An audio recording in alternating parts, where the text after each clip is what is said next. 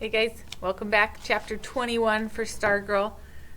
So now Leo's found out that Stargirl was the one who gave him his porcupine tie, and he's starting to figure out a little bit about how Stargirl finds out about what's going on in people's lives.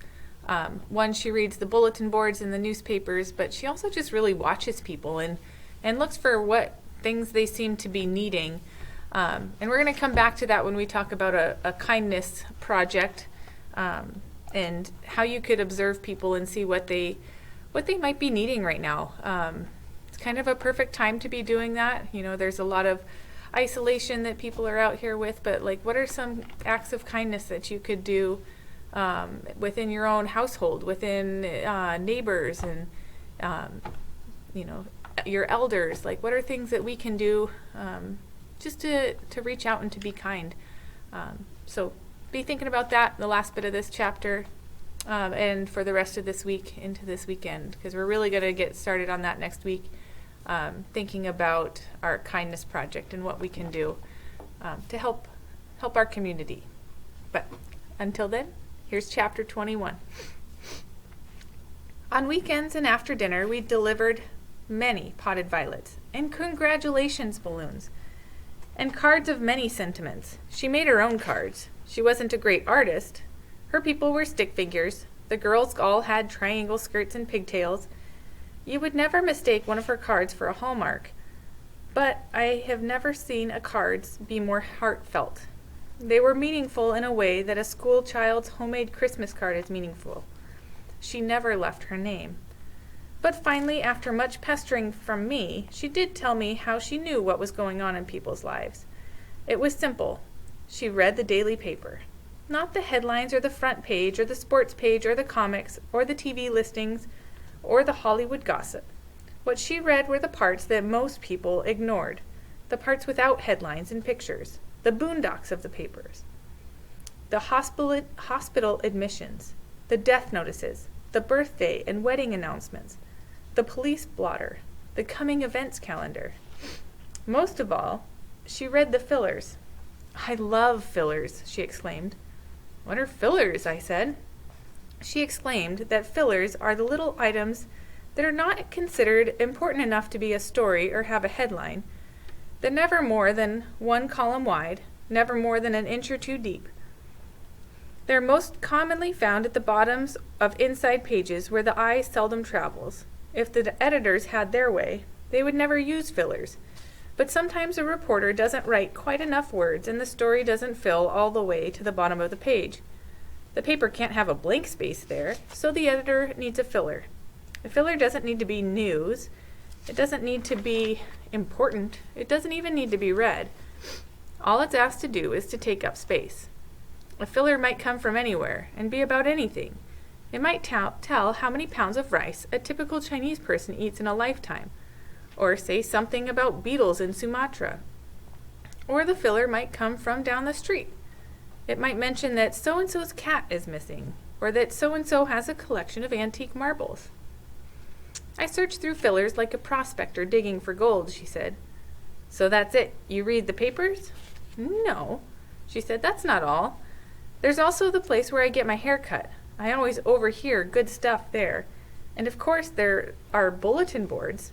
Do you know how many bulletin boards there are in town? Sure, I said facetiously. I count them every day. So do I, she said, not kidding. So far I'm up to 41. Offhand, I couldn't think of one, except for the plywood roadrunner. What do you learn from bulletin boards? Oh, somebody just opened a business, someone lost a dog, or someone needs a companion. Who advertises for a companion? I said. Who needs one that bad? Lonely people, she said. Old people. Just somebody to sit with them for a while. I pictured Stargirl sitting in a dark room with an old woman. I couldn't picture myself doing the same thing. Sometimes she just seemed so far away from me. We were passing Pizza. There's a bulletin board in there, she said. It was just inside the door, and it was smothered with business cards and notices. I pointed to one that said, Odd jobs, ask for Mike. Call this number. So what's that tell you? I said with more challenge in my voice than it intended. Well, she read it. Well, it could be that Mike lost his regular job and couldn't find another, so he's hiring himself out. Or even if he has a regular job, it's not enough to make ends meet.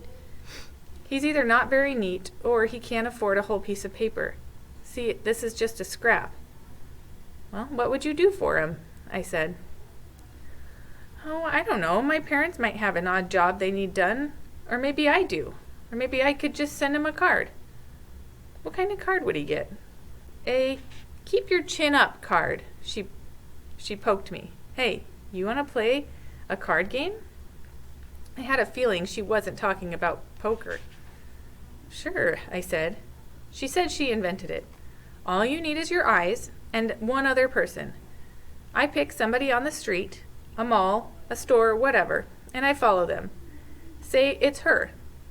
I follow her for 15 minutes, not a minute more. I time myself. The game is, after 15 minutes of watching her, I have to guess what kind of card she needs. But how can you get it to her? I said, you don't know where she lives. Well, true, that's as far as it goes. That's why it's just a game. It's just for fun. She snuggled into me and whispered in my ear, let's play. I said, sure. She said we needed a mall. Usually, I steered us away from the Micah Mall. Too many silent treatment MAHS kids hanging around there. We drove 10 miles to the Redstone Mall. It was a Saturday afternoon. We picked out a woman. Lime green skirt, white sandals. We guessed her age was early 40s. She was buying a soft pretzel, a regular, salted at Auntie Annie's.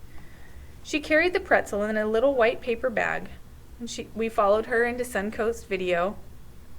We overheard her ask for when Harry met Sally. They didn't have it. She passed Sonoma and then came back and went in.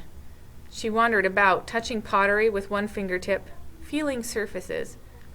She stopped before the dinner plates, and she lifted one with the French cafe painted on it. Van Gogh, Stargirl whispered.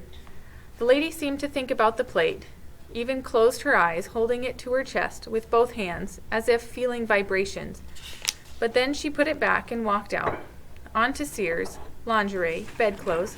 It was uneasy. Spying from behind a rack of frilly somethings, she was flipping through nightshirts when time ran out. Stargirl and I conferred in the corridor. Okay, she said. What do you think? I feel like a stalker, I said. A good stalker, she said. Well, you first, I said. Well, she's divorced and lonely, no wedding ring. She wants somebody in her life, a home life. She wishes she were Sally and her Harry would come along. At night, she would make him dinner and snuggle with him at night. She tries to eat low-fat foods. She works for a travel agency. She took a free cruise last year, but all she met on the boat were creeps. Her name's Clarissa. She played the clarinet in high school, and her favorite soap is Irish Spring. I boggled. How do you know all that? She laughed. I don't. I'm guessing. That's what makes it fun. So what card would you send her?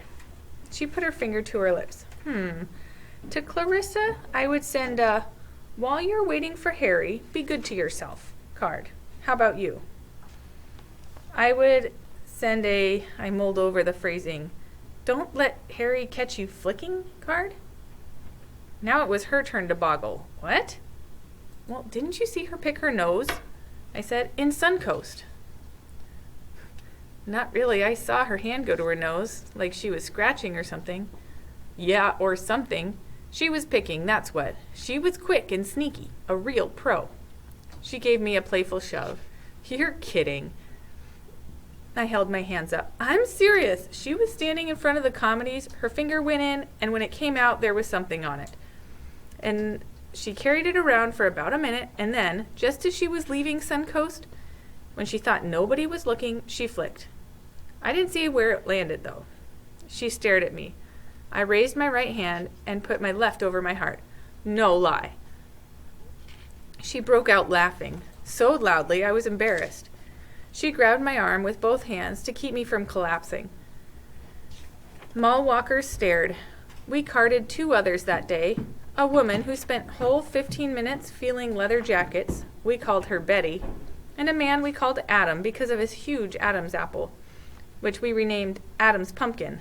No more pick and flickers. And I did have fun. Whether it came from the game or simply from being with her, I didn't know. I do know I was surprised how close I felt to Clarissa and Betty and Adam after watching for only 15 minutes. Throughout the day, Stargirl had been dropping money. She was the Johnny Appleseed of loose change. A penny here, a nickel there. Tossed on the sidewalk, laid on a shelf or bench, even quarters. I hate change, she said. It's just so jangly. Do you realize how much you just throw away in a year? I said. Well, did you ever see a little kid's face when he spots a penny on a sidewalk? She said. When her change purse was empty, we drove back to Micah, and along the way she invited me to dinner at her house. Thanks, guys, for chapter 21. We'll see you next week. Bye.